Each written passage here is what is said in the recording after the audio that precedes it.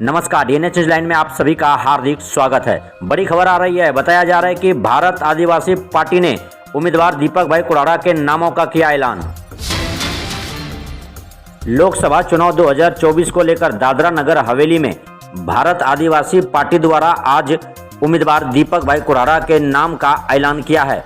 भारत आदिवासी party द्वारा आज खरड़पाड़ा विस्तार में एक सभा रखा गया था। इस सभा में राजस्थान से भारत आदिवासी पार्टी के विधायक पावन चंद्र पहुंचे थे। सभा के दौरान भारत आदिवासी पार्टी के विधायक ने दादरा नगर हवेली के लिए उम्मीदवार दीपक भाई कुराड़ा के नाम ऐलान किया। आइए सुनते हैं राजस्थान से पहुंचे विधायक ने क्या कहा और दीपक भाई कुराड़ा ने क्या कहा। सबसे पहले आप सभी मीडिया बंधु को मेरी ओर से जोहार, जय संविधान। आज हम दादरा नगर हवेली के अंदर आए हैं।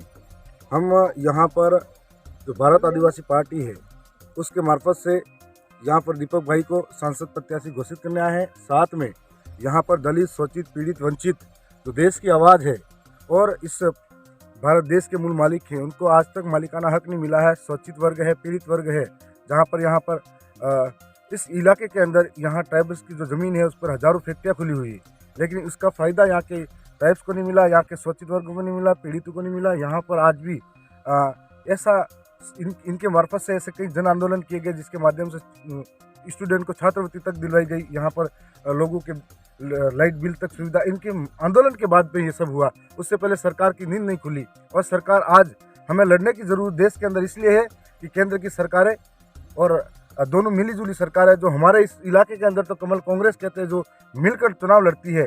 आज उनसे लोकतंत्र को बचाने की ज़रूरत है, संविधान को बचाने की ज़रूरत है और संविधान को तोड़ मरोड़ा जा रहा है।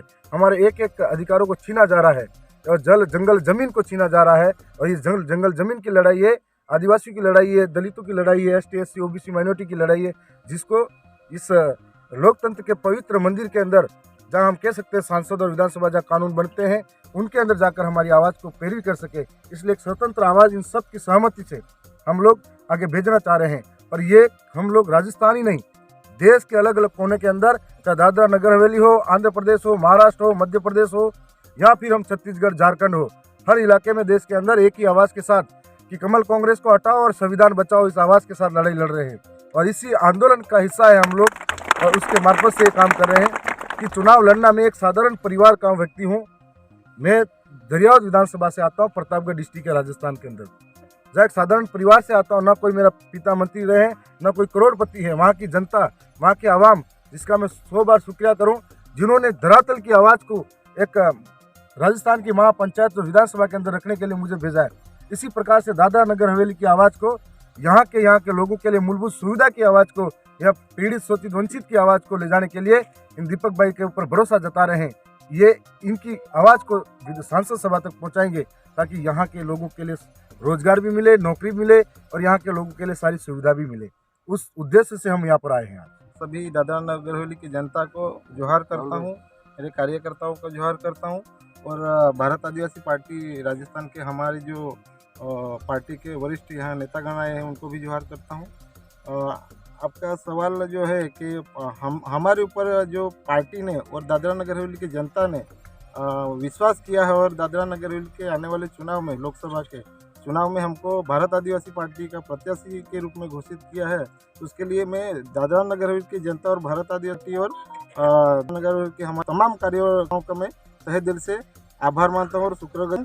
और उन्हें मेरे ऊपर किया है, बड़ी जिम्मेदारी सौंपी है, वो मैं यहाँ से दादरा नगर हवेली की जनता के माध्यम से जीत के संसद में जो यहाँ के दादरा नगर हवेली के आदिवासी समाज और तमाम समाज की जो आवाज़ हैं, हक अधिकार की बात है, वो वहाँ पे मैं उठाने की कोशिश करूँगा और हक अधिकार की लड़ाई लड़ूंगा।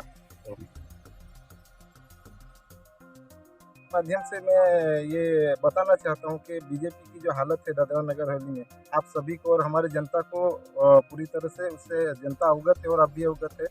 तो बीजेपी की हम नहीं बात करेंगे, लेकिन हम जो अभी प्रेरित हुए हैं भारत आदिवासी पार्टी की जो विचारधारा है, उनका जो शोषित जो वर्ग है, SC ST माइनॉरिटी और OBC, तमाम जनता को साथ में लेके चलना वाला कार्यों को साथ में लेके ताकि बनकर जो संसद और विधानसभा में जो आवाज़ उठाते हैं, उससे प्रेरित होकर मैं भारत आदिवासी पार्टी से जुड़ा हूं और दादरा नगर हवेली की तमाम जनता और हमारे कार्यकर्ता भारत आदिवासी पार्टी से इस वजह से जुड़े हुए हैं।